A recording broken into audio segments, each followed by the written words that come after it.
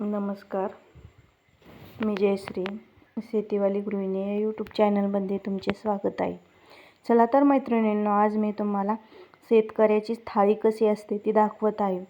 तुम्हाला जर माझे हे थाळीचे व्हिडिओ पाहायला आवडत असेल तर कमेंट करून नक्की सांगा.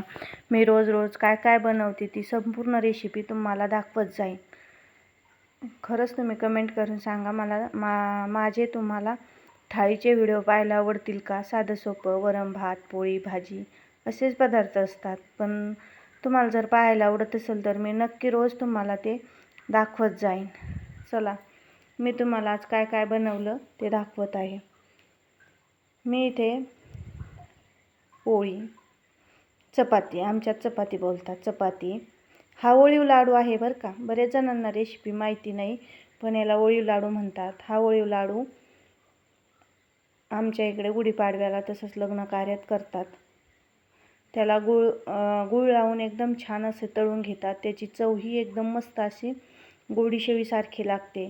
तुम्हाला जर ते ओळीव लाडूची रेसिपी पाहिजे असेल तर मी व्हिडिओ टाकलेला आहे, तो जाऊन पहा. तिथे तुम्हाला सर्व माहिती स्टेप बाय स्टेप सांगितलेली आहे.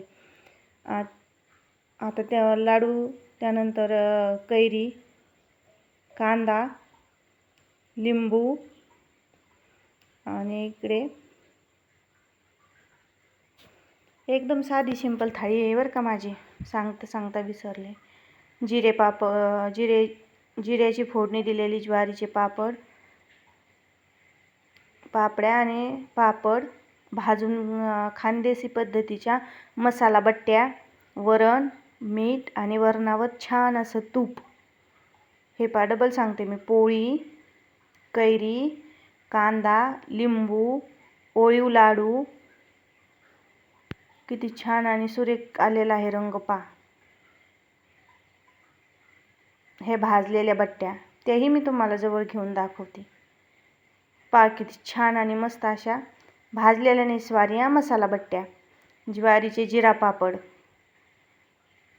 आणि आपले घरी बनवलेले पापड, मीठ आणि वरण, एकदम छान असं मटकीच्या डाळीचे वरण.